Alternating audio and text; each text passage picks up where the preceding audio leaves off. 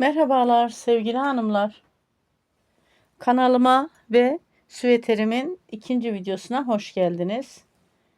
Süveterimizin ön parçasını ilk videoda bitirdik, geldik.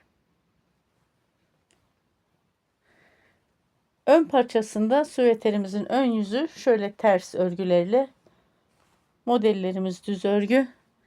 Arka parçada süveterimizin ön yüzü düz örgüyle bu şekilde çalışacağız. Arka parçayı da 98 ilmek başladım ve 110 ilmeği çıkardım. Ön parçada da biliyorsunuz 98 ilmek başlayıp 110 ilmeğe çıkarmıştım. Model topluyor biliyorsunuz arkadaşlar. Ne yapmıştım? Şu burgu bölümlerinde birer ilmek artırıp 114 ilmek yapmıştım ön parçayı. Arka parçayı kamera dışında ördüm. Burada anlatacağım hani farklı bir model yok. Ve şöyle kol altı kesimine kadar geldim. Bakın ölçümüz aynı şekilde. İlk videoda kol altı ölçüsünü falan hepsini vermiştim. Şimdi kol altı oyuntusunu çalışacağız. Bakın 4 ilmek, 2 ilmek bu şekilde çalışıyoruz. 1 1 1 1 1 1 1 şeklinde, birer ilmek şeklinde çalışıyoruz. Kaç sefer eksiltmişiz? Hemen onu başta söyleyeyim. Çok fazla anlatmaya gerek duymayacağım. Çünkü 4 ilmek bir sefer eksilttim. 2 ilmek ikinci seferim, bak 1 2 3 4 5 6 7 8 9 10 sefer eksilttim. İlk 4 ilmek olarak, 2 ilmek olarak, daha sonrası birer ilmek olarak toplamda 10 sefer eksilttim. Şimdi hemen çalışmamıza başlayalım. Ön parçayı şöyle kenara alıyorum.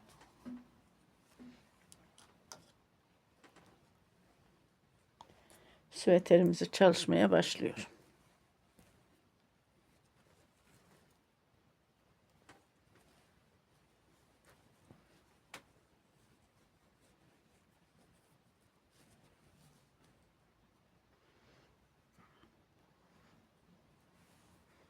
Kol altı kesimlerimize başlıyoruz. Örgümün ön yüzünden düz, arka yüzünden ters örerek ilerletiyorum süveterimin arka sırt bölümünü.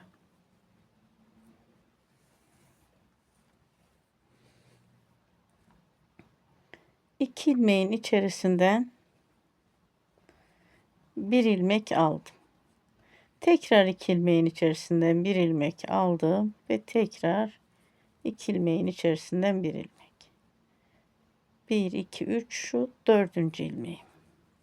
4 ilmek eksilttim. Örgümün ön yüzünden eksiltmeye başladım. Kol altında düz ilmeklerle nereye kadar ilerliyorum? Sıra sonuna kadar örgümün ön yüzünden 4 ilmek eksilttim ya, sıra sonuna kadar geliyorum. Sonra örgünün arka yüzünü döndürüyorum. Bu taraftan da örgünün arka yüzünden eksiltme işlemi çalışıyoruz. Sıra sonuna geldim ve süveterimin arka yüzünü döndürüyorum. Arka yüzünden de 4 ilmek eksiltme işlemi yapacağım. Bakın 2 ilmeğin içerisinden bir ilmek alıyorum. Sonra tekrar 2 ilmeğin içerisinden bir ilmek, tekrar 2 ilmeğin içerisinden bir ilmek, 3 ilmek oldu. Bir ilmek daha eksilttim, 4 ilmek.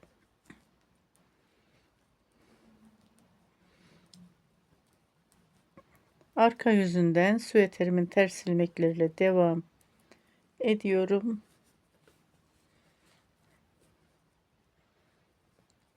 Sıra sonuna kadar. Sıra sonuna geldim. Örgümün arka yüzünden, şimdi örgümün ön yüzünü döndürüyorum.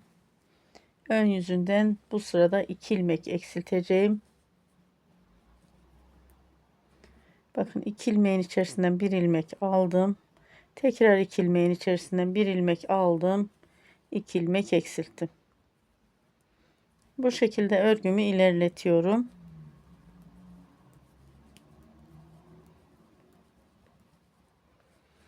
sıra sonuna kadar geliyorum ve burada örgümün arka yüzünü döndürüyorum. Örgümün arka yüzünde 2 ilmek eksiltiyorum.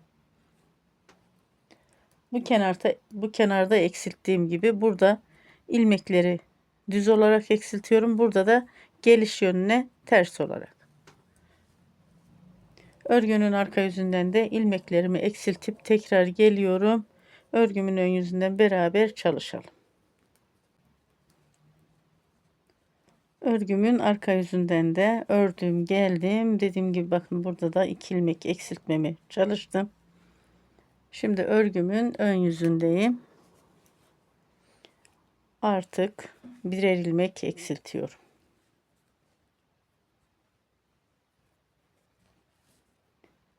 İki ilmeğin içerisinden bir ilmek aldım. Düz ilerliyorum. Sıra sonuna kadar.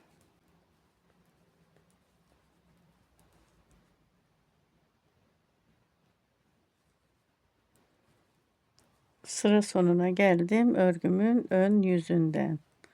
Arka yüzünü döndürüyorum örgümün. Arka yüzünden de 2 ilmeğin içerisinden bir ilmek aldım. Bir ilmek eksilttim. Ve ters ilmeklerle sıra sonuna kadar ilerliyorum. Sıra sonuna geldim. Örgümün arka yüzünden. Örgümün ön yüzünü döndürüyorum ve şöyle bakalım. Bu şekilde eksiltme işlemimizi çalışıyoruz. Hemen şöyle diğer parçada kısaca bir anlatayım. Video başında da anlatmıştım zaten. Bakın 4 ilmek eksilttim, 2 ilmek eksilttim ve bir sefer 1 ilmek eksilttim. Toplamda 10 sefer eksiltiyorduk. Şu 1 ilmeklerimiz 8 sefer. Bu 4 ve 2'den sonra 1, 2, 3, 4, 5, 6, 7, 8. 8 sefer eksiltelim. Daha sonra kenarlardan hiç eksiltme yapmadan örgümüzü ilerletelim. Nereye kadar ilerletelim? Hemen şöyle bir mezromu alayım.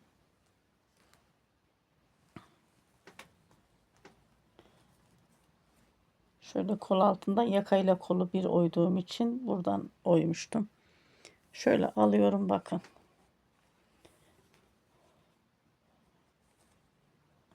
...23 santimde burası biliyorsunuz. Şöyle tahmini yapacağım. Nereye kadar arkadaşlar? 20 santim örsem 3 santim. 19 ya da 20 santim olana kadar örüyorum. Şöyle bakıyorum. 19 ya da 20 santim diyorum ama 20 santim olana kadar örüp geleyim arkadaşlar. Daha sonra ensede lastik kısmını beraber çalışırız. Lastik kısmı nasıl olacak? Şu şekilde bir ters bir düz ve araya da yine lacivert rengi katacağım. 4 ilmek, 2 ilmek, 1 ilmek eksilttim değil mi? Ne kadar daha eksiltme çalışmamız olacak? Hemen diğer parçada şöyle gösteriyorum. Toplamda 10 sefer eksiltiyorduk. 4 ilmek, 2 ilmek, 1 ilmek eksilttik. 3 sefer eksilttik. 7 sefer daha bu eksiltme çalışmamızı yapacağız. 8 seferde 1 ilmek, 1 ilmek eksilttik. Her iki taraftan da böyle ilmeklerimizi eksiltiyoruz. Burası 23 santimdi biliyorsunuz şu kol altı kesmesinden sonra 23 santimde arkadaşlar. Toplamda 20 santim olana kadar örüp geliyorum. Hemen kol altı oyuntusundan ölçeceğim. 20 santim olana kadar örüp geliyorum. Daha sonra enseden 3 santim lastik çalışmamıza devam edeceğiz. Süveterimin arka sırt bölümünü kol altından sonra yeterli bir ölçüye gelene kadar ördüm. 19 ya da 20 santim olana kadar örelim demiştim. Şöyle bir ölçeyim. Tam 19 santim oldu. Şimdi lastik kısmına geçelim. Ensede lastik çalışıyorum ben süveterde. Bu şekilde arkadaşlar. Harika bir ense lastiği oluşuyor. Hiç dikiş olmuyor ensede. Burada 17 ilmek düz ilmeğimi çalışacağım. Onu hemen şöyle anlatayım. Burada 17 ilmek kalmıştı biliyorsunuz. Bu 17 ilmeği burada düz olarak çalışacağım. Baştaki ilmeğim 1. Bunu örmeden alıyorum. 2, 3, 4, 5, 6, 7, 8, 9, 10, 11, 12, 13, 14, 15,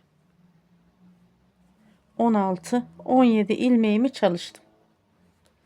Şimdi bir ters bir düz ilmek çalışacağım. Nereye kadar? 17 ilmek kalana kadar diğer tarafta.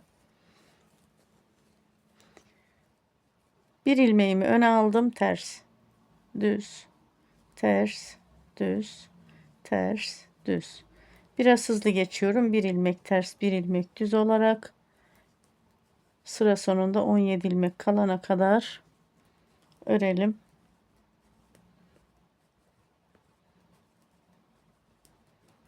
Ensede lastiğimizi oluşturalım.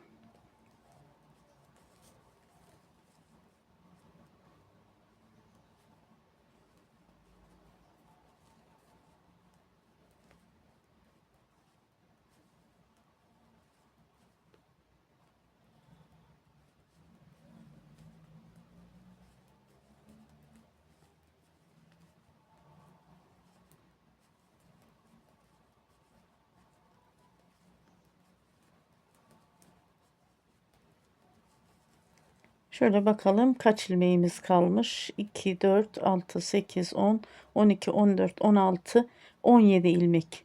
Şuraya ters ilmek gelmesi gerekiyor. Onu ayarlıyorum. Bu ilmeğim ters, düz, ters, düz, ters, düz. Burada bir ilmek eksilteyim arkadaşlar. İlmeğimiz denk gelsin. Ters ilmeğimi aldım, düz ilmeğimi aldım. Şu iki ilmeğin içerisinden bir ilmek aldım. İlmeğimi ayarlıyorum. Şuraya ters gelmesi gerekiyor. Tekrar sayıyorum. 2, 4, 6, 8, 10, 12, 14, 16, 17. Bakın buraya ters ilmeğim geldi. Şimdi 17 ilmek düz ilmeğimi örüyorum.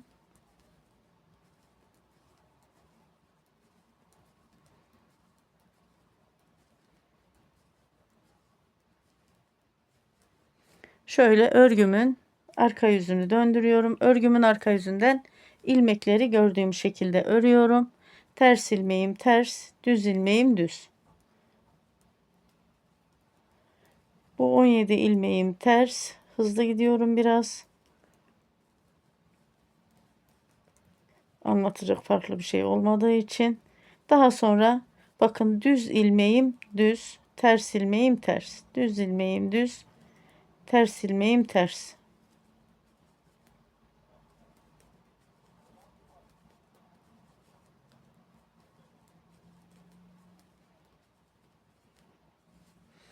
Bu şekilde sıra sonuna kadar ilmekleri gördüğüm şekilde örüp geliyorum. Sıra sonuna geldim ve örgümün ön yüzünü döndürüyorum. Örgümün ön yüzünden de ilmekleri gördüğüm şekilde örüyorum.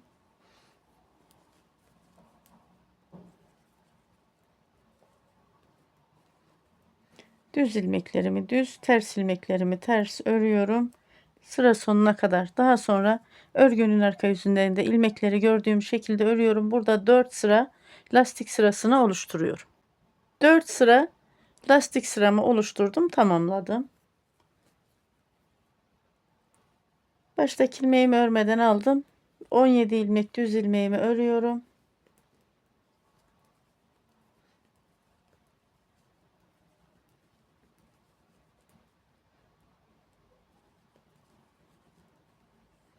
Düz ilmeklerimi ördüm, tamamladım. Şöyle lacivert ipi elime alıyorum. Etek ucundaki gibi lastik çalışacağım ama tam bu sayılarda çalışmayabilirim. Yakada farklı olur. Artık gelişine göre ne ayarlanırsa o şekilde. Lacivert ipimi elime aldım. Bir ilmek ters, bir ilmek düz. İpimi şöyle bir sabitliyorum.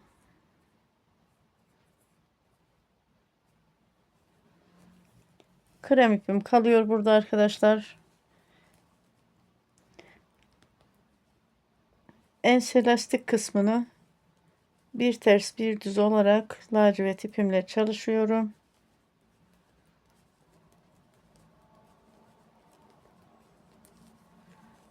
...17 ilmek düz ilmeğime kadar bu şekilde çalışayım.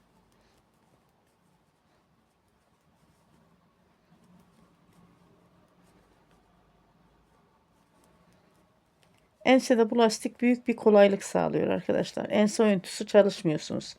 Tekrar ensede lastik takmıyorsunuz, ilmek takmıyorsunuz ya da hani örüp biye gibi dikmiyorsunuz. Çok büyük bir kolaylık bu.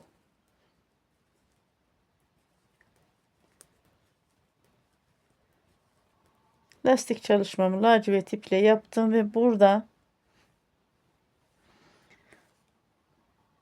krem ip sabitlemek istiyorum. Çünkü buradan buraya krem renk ip gelmez.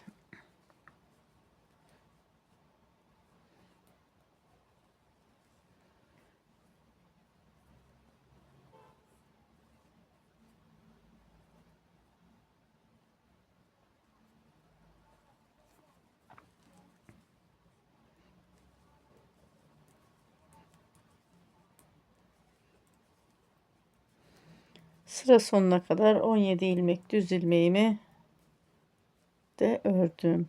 Örgümün arka yüzünü döndürüyorum. Burada şimdi ip kilitleme sistemi çalışacağım. Şu ip kilitleme sistemini de anlatıp örgüme devam edeyim. Örgünün arka yüzünden ilmekleri yine gördüğüm şekilde örüyorum.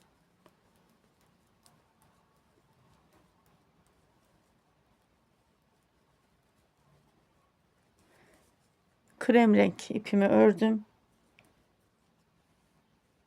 Şöyle bakın. Krem renk ip üstten geçiyor. Lacivert ip alttan. Düz ilmeğim düz. Ters ilmeğim ters.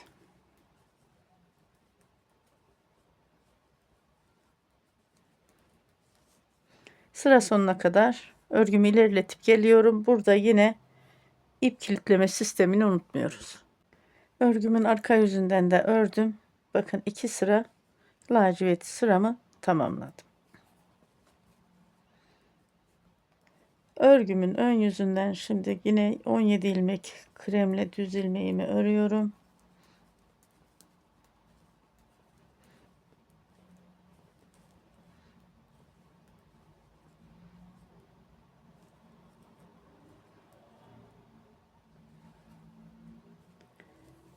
Burada şöyle ipi kilitliyoruz. Krem renk iple örmeye devam ediyorum yalnız.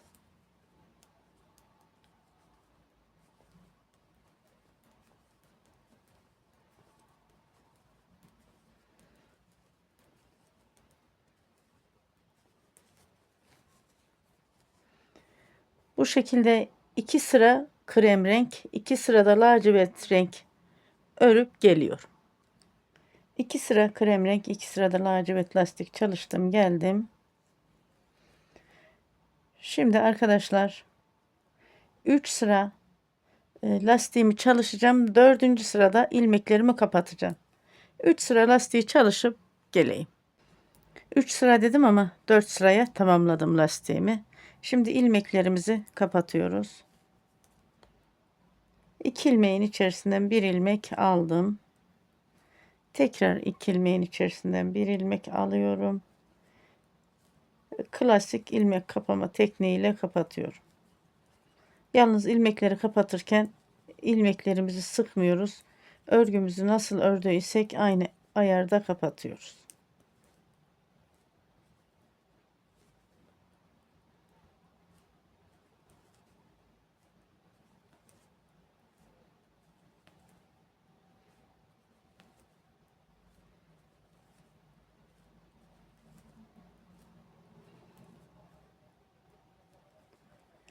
Bu Bu 17 ilmek düz ilmeğimi düz olarak kapattım.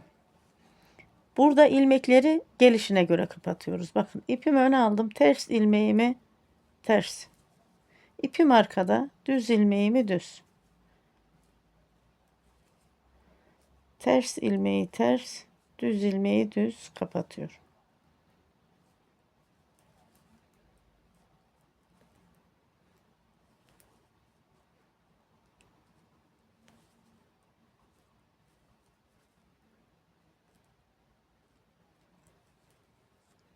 Bu şekilde ilmekleri kapatıp geliyorum. Ense lastiğimin ilmekleri kapattım. Geldim. Şu şekilde çalışıyoruz. Şöyle arkadaşlar bakın. Süveterimizin ön yaka kısmını da alalım. Tabi düz olan yerler toplanıyor. Diktiğimiz zaman onlar düzelecek. Bakın şöyle. Yakada lastiği çalışacağım. Daha sonra omzu dikeceğim. Ve kol lastiklerini çalışacağım. Şimdi yaka lastiğini çalışmaya geçelim. Arka parçayı şöyle alıyorum. Krem renk ipimi alıyorum. Yakada da tabii ki lacivert renklerle lastiğe bir hareket katacağız. Bakın şöyle ön yüzünden ilmeklerimi takıyorum. İlk ilmeğimi bir tığ yardımıyla alıyorum. Önce şöyle ipimi bir sabitliyorum. Şöyle bakın bir sabitledim. İlk ilmeğimi tığ yardımıyla aldım. 1 2 3 şu 4 ilmeğimi alayım. İlk ilmeğimle beraber.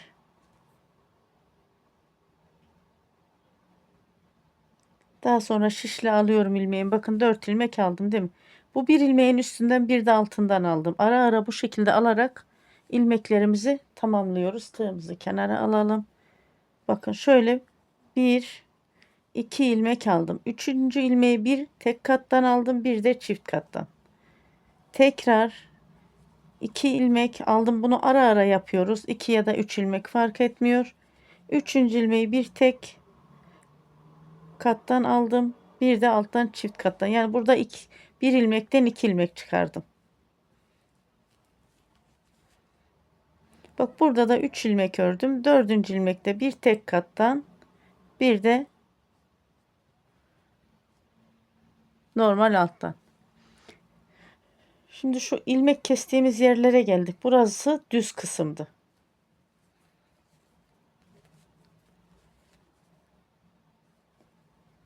Bir ilmek burada aldım. Bir ilmek tek kattan, bir ilmek çift kattan. Bir ilmek alıyorum. Bakın. Bir ilmek tek kattan, bir ilmek çift kattan. Arada da şöyle 2 ilmek alarak ayarlıyoruz. Yani bunun ayarı sizin elinizde arkadaşlar. Bu şekilde ayarlayınız. Şimdi şu yakanın tam ortaya kadar ilmeklerimi takıyorum. Buradaki ilmek sayımı sayıyorum. Karşıdaki ilmek sayım onunla aynı denk olacak. Oraya kadar ilmekleri takıp geliyorum. Buraya kadar 52 ilmek taktım. Şöyle bu ipimi bırakıyorum. Bakın arkadaşlar. Ortada bir ilmek alacağım. Şöyle. Ama bunu şu şekilde almıyorum. Bakın şöyle alıyorum. Bunu tığla daha kolay alırım. Şu şekilde.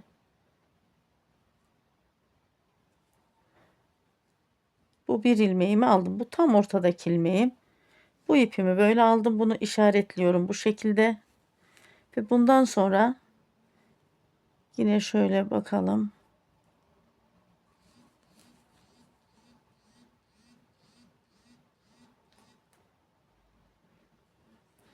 Bir ilmekten sonra buradan bir ilmek aldım. Şöyle ayarlamaya çalışıyorum.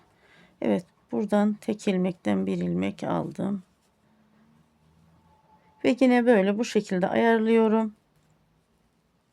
Bir ilmekten bazen bir ilmek, bazen iki ilmek alarak bakın bu şekilde 52 ilmeği tamamlayıp geliyorum bu omza kadar. 52 ilmeği tamamladım bu yakadan da. 52 ilmek bu tarafta, 52 ilmek bu tarafta, toplamda 104 ilmek. Bir ilmekte tam yakanın orta kısmında. Toplamda 105 ilmeğimiz var şu anda. Şimdi örgümün arka yüzünü döndürüyorum. Şişimi şöyle bir alayım. Örgümün arka yüzünden bir sırayı tamamen düz ilmeklerle öreceğim. İlk ilmeğim olduğu için baştaki ilmeğimi de örüyorum. Bakın. Arka yüzünden düz ilmeklerle örüyorum.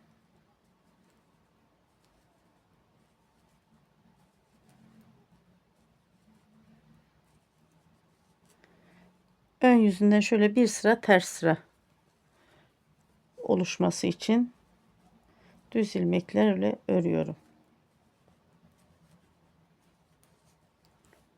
Şu yakanın tam orta kısmında 3 ilmek kalana kadar düz ilmeklerle örüp geliyorum. Yakanın tam ortasında 3 ilmek kalana kadar düz ilmeklerle ördüm, geldim. Bir ilmek yakanın ortasında, 2, bir de diğer yaka tarafında 3 ilmek. 3 ilmeğimi ters olarak kapattım. Tekrar düz ilmeklerle devam ediyorum.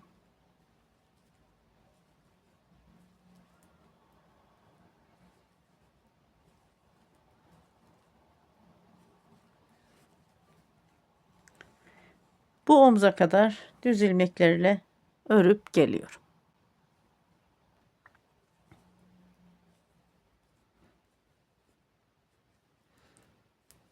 Düz ilmeklerle ördüm.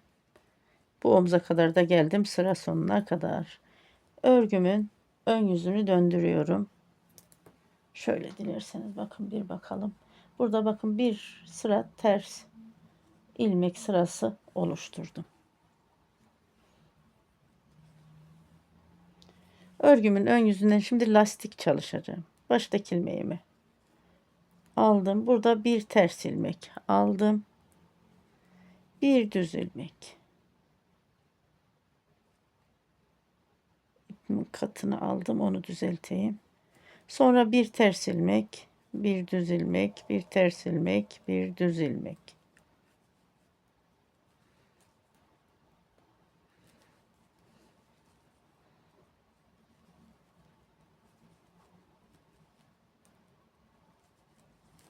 Bir ters, bir düz ilmek çalışarak nereye kadar geliyoruz? Yakamızın tam ortasında 3 ilmek kalana kadar. Bir ilmek ortadaki ilmeğimiz, birer ilmek de her iki yaka tarafında kalacak. Oraya kadar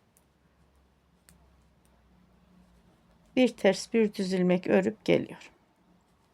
3 ilmek kalana kadar ördüm yakanın tam ortasında. Burada şöyle çalışacağız. Bakın arkadaşlar, şu 2 ilmeğim ya. Öndeki ilmeği arkaya aldım. Arkadaki ilmeği öne aldım.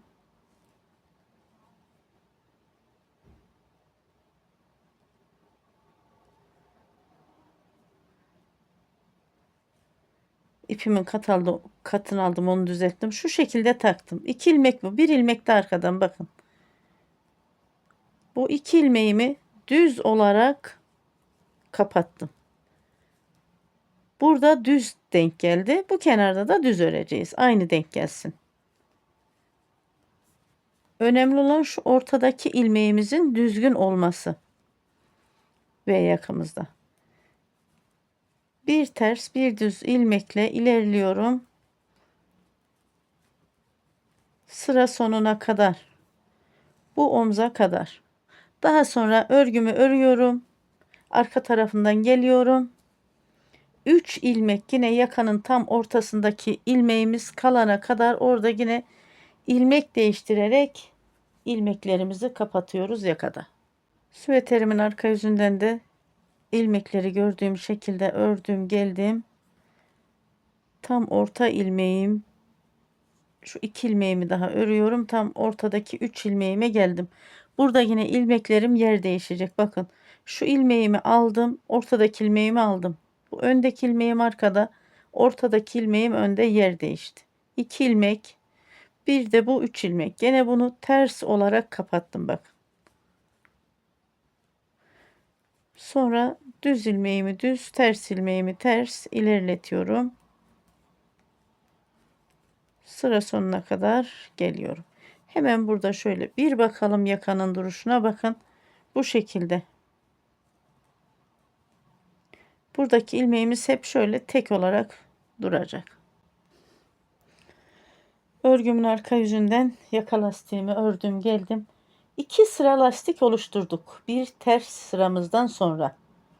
Burada 2 sıra lastik oluşturdum arkadaşlar.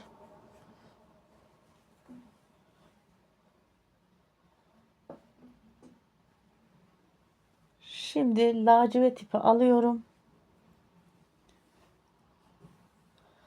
Lacivert ipimle bir sıra ön sıradan bir sırada arka sıradan örüp geliyorum. Burada yine ilmek yeri değiştirerek kapatmayı unutmayalım. Bunu kamera dışında çalışacağım arkadaşlar.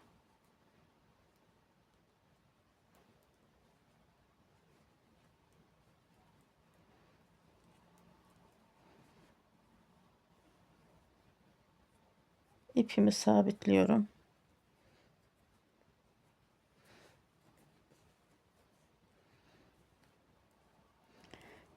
Lacivert renkten de 2 sırayı tamam edip geleyim. Bir ön yüzden bir arka yüzden. Yakanın tam orta kısmında da ilmek değiştirerek 3 ilmeğin içerisinden bir ilmek almayı unutmuyoruz. Hem ön sıradan hem arka sıradan.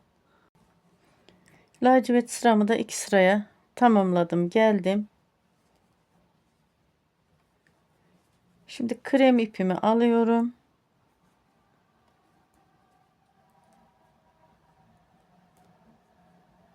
İki sırada krem çalışacağım lastikten.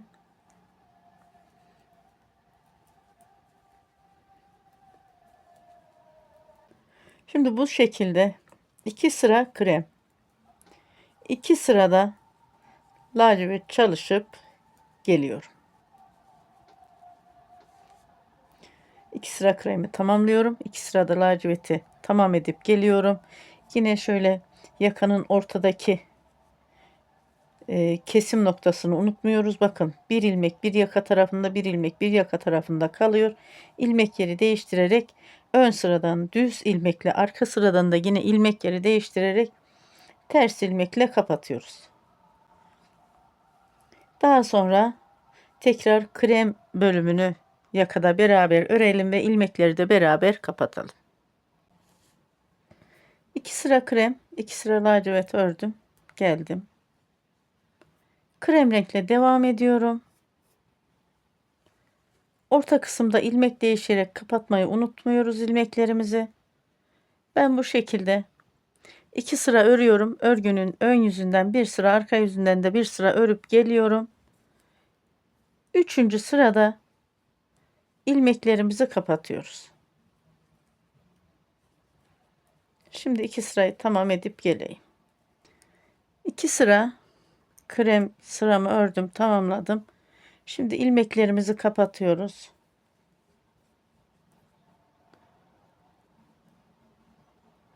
Bakın düz ilmeğimi düz kapatıyorum. 2 ilmeğin içerisinde bir ilmek aldım. İpimi öne aldım.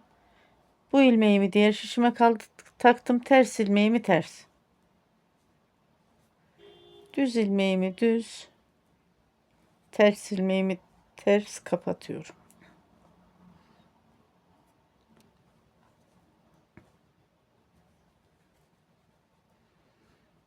İlmekleri gördüğüm şekilde yönüne göre kapatıyorum.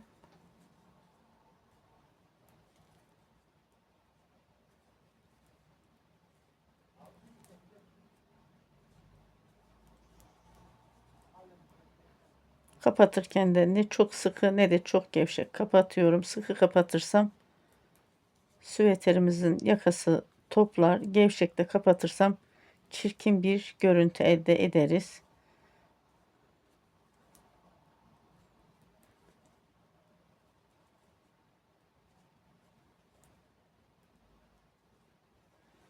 Bu şekilde ilmeklerimi kapatıyorum. Yakamızın tam orta ilmeği kadar beraber kapatalım.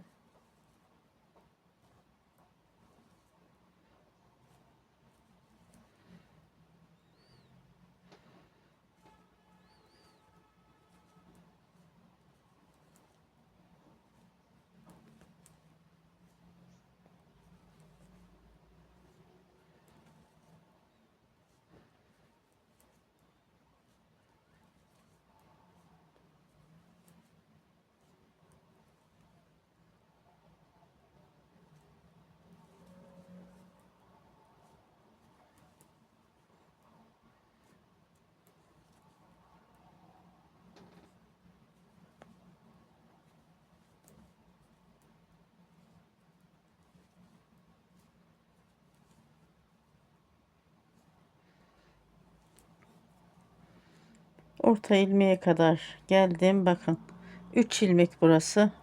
Gördüğünüz gibi. Yine şu ilmeğimi değiştim. Şöyle. Bu 2 ilmek, bir de bu 3, bir de bu 4. 4 ilmeği birden alıyorum düz olarak. Burası hep düz alınıyor ya arkadaşlar, bak. Tekrar yanındaki ilmeğim de düz. Yine ters ilmeğim ters. Düz ilmeğim düz.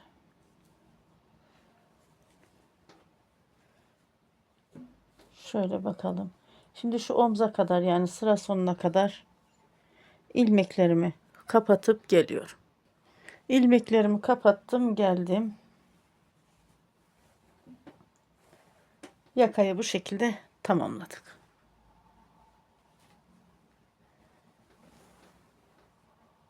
Şimdi örgümün ön yüzü bana bakıyor bu şekilde. Süveterimin sırt bölümünde getirdim. Bunun da arka yüzü bakıyor. Omuzları dikeceğim. İğnemi, ipimi taktım. Burada böyle ip mesafesi bırakarak ipi kesmiştim. Süveterimizin ön tarafı, burası da arka sırt bölümü. İkisinin de ön yüzleri şöyle karşılıklı birbirine bakıyor. Bakın, arka yüzü bana bakıyor. Süveterin ön kısmında ters yüzü masa tarafına bakıyor.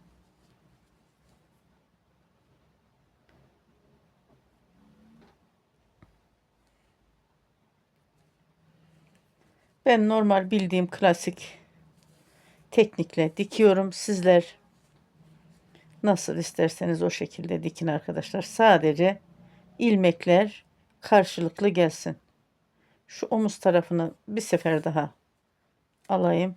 Sağlam olsun orası.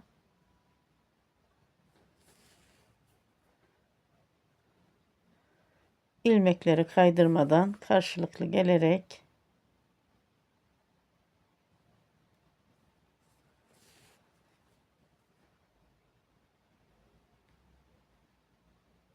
dikiyoruz.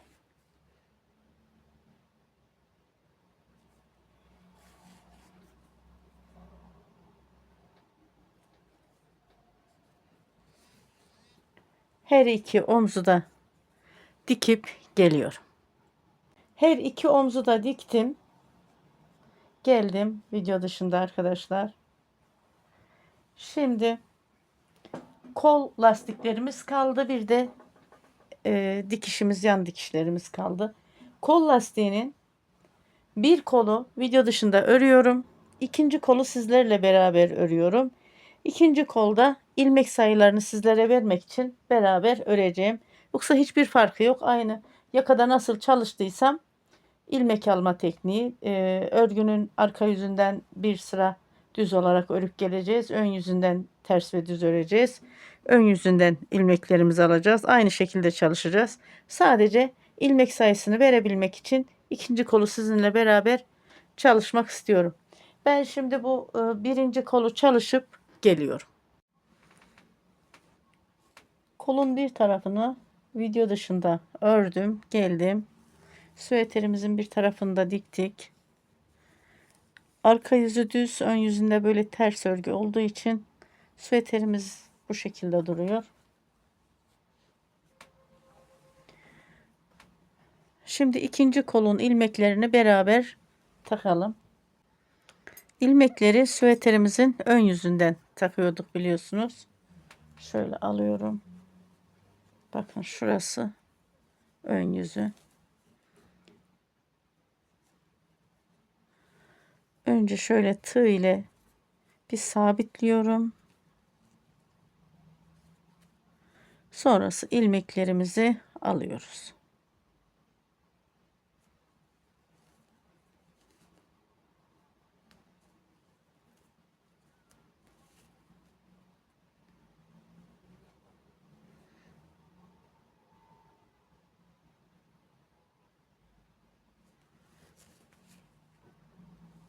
Şişle ilmeklerimi almaya devam ediyorum.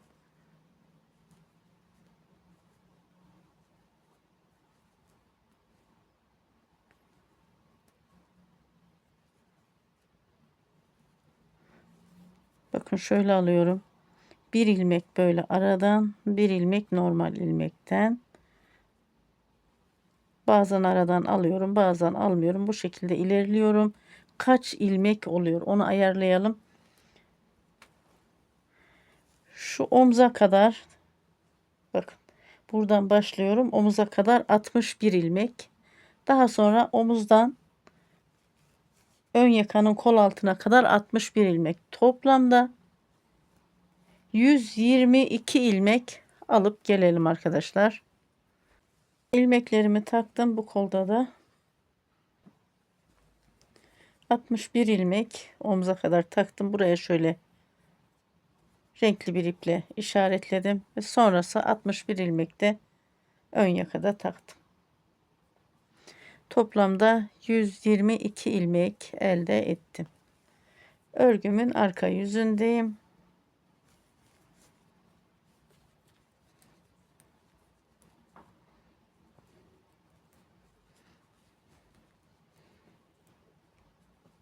Bu sıra ilmeklerimizi tamamen düz örüyorum. Örgünün arka yüzünden ilmeklerimi tamamen düz örüp sıra sonuna kadar geliyorum. Düz ilmeklerle ördüm geldim örgümün arka yüzünden. Ön yüzünü döndürüyorum. Ön yüzünde bir ters bir düz lastik çalışması yapacağız.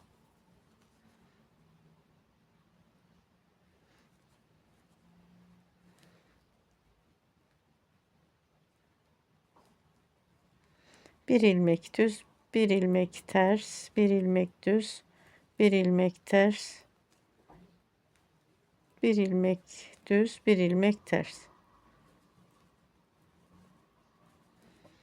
Bu şekilde çalışalım.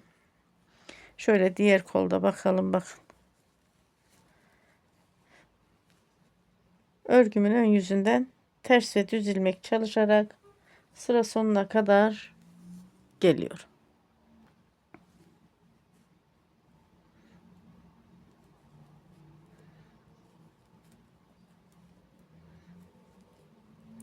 Ters ve düz ilmeklerle örerek örgümün ön yüzünden de sıra sonuna geldim. Şimdi örgümün arka yüzünü döndürüyorum. Örgümün arka yüzünden ilmekleri gördüğüm şekilde ters ilmeği ters, düz ilmeği düz örerek geliyorum. Lastik sıramı 2 sıraya tamamladım. Bir ters bir düz örerek. Örgümün ön yüzündeyim. Şimdi lacivert ipimi alıyorum.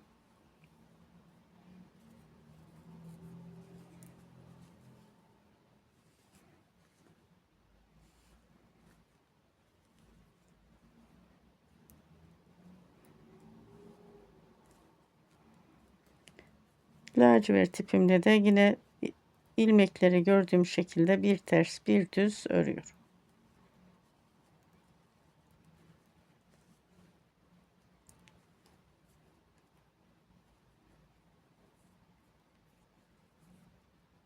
İpimi sabitledim. Şimdi şu diğer koldaki gibi aynı şekilde çalışıyoruz. Bakın 2 sıra lacivert, 2 sıra krem, 2 sıra lacivert, tekrar 2 sıra krem çalışıp geliyorum. İlmekleri beraber kapatıyoruz. Kol lastiğini ördüm geldim. Dediğim gibi şu lacivette 2 sıra lacivert, 2 sıra krem, 2 sıra lacivert, 2 sıra kremi ördüm. İlmeklerimizi kapatalım. Şöyle bakın. 2 ilmeğin içerisinden bir ilmek alıyorum. Bu arkadaki ilmeğim düz olduğu için ilmeğimi düz kapattım. Bu ilmeğim ters, ipimi öne aldım, ters olarak kapattım. Bu ilmeğim düz, düz olarak kapattım. Ters ilmeğimi ters, düz ilmeğimi düz kapatıyorum.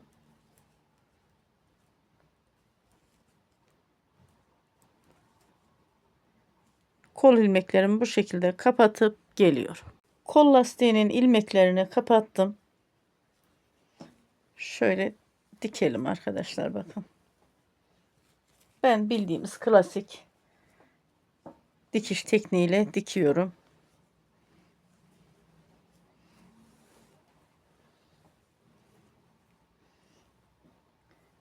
İp mesafesini şöyle biraz bırakarak kestim. Tekrar ip takmadım. Süveterimizin iki ön yüzü birbirine bakarak dikeceğim.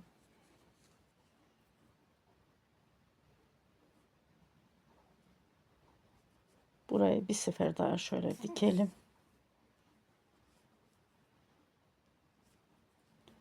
Dediğim gibi bildiğimiz klasik bir dikiş tekniği. Sizler de nasıl alışıksanız o şekilde dikin.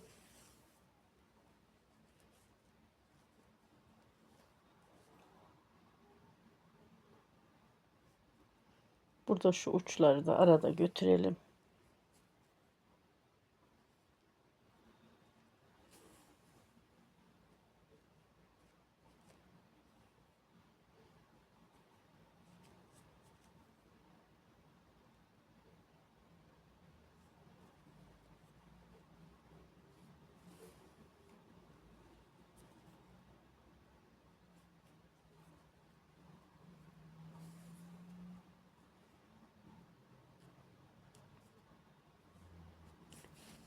Burada ben bunu bir sefer daha böyle sıklaştırdım. İpimizi kesiyorum.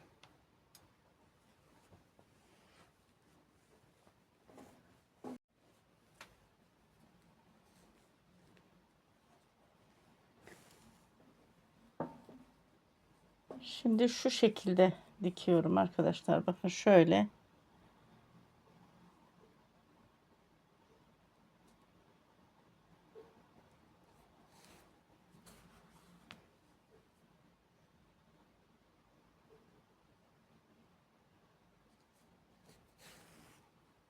Hep bir arkadan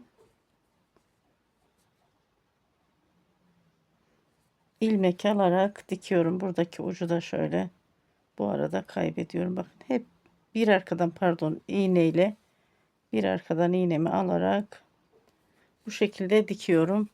Süveterimi dikip geleyim. Dikişimi bitirdim, geldim süveterde. Süveterim şöyle salaş bir süveter oldu. Biraz geniş. Süveterin ilk videosunda da bahsetmiştim arkadaşlar. Triko hazır, yani hazır triko işi bir model atıldı bana. Ablacığım bunu çalışır mısın diye. Ben de ona istinaden çalıştım. Genişliği hemen alalım süveterimizin. Şöyle 39 santim. Evet, 39 santim beden genişliğimiz. Kol evine kadar uzunluğumuz. Şöyle hemen gösteriyorum. 31 santim.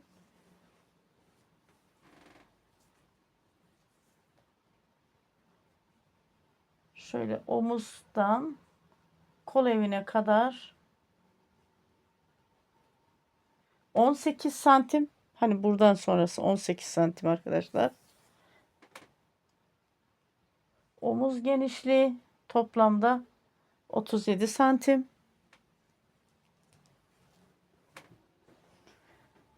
Süveterimiz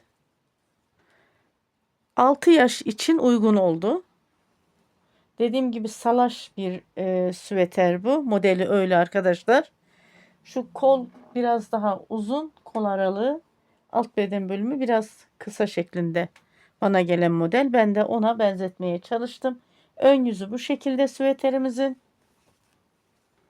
Arka yüzü de bu şekilde. Böyle. Süveterime ne kadar ip gitti? Hemen onu da sizlere söyleyeyim arkadaşlar. Süveterime 2 ip gitti. Üçüncü ipten de bir miktar ördüm. Yani 2,5 ipe yakın ip gitti. Siz dilerseniz etek ucu lastiği, yaka lastiği ve kol lastiğinde farklı renk kullanmazsınız. 3 tane ipiniz gider. Yani bu süveter için elinizde 3 ip olsun. Benimle aynı renkte çalışmak zorunda değilsiniz. Bu yakayı da aynı renkte çalışmak zorunda değilsiniz. Bir dahaki videolarımızda görüşmek üzere diyorum. Hoşça kalın. Allah'a emanet olun. Sağlıkla kalın.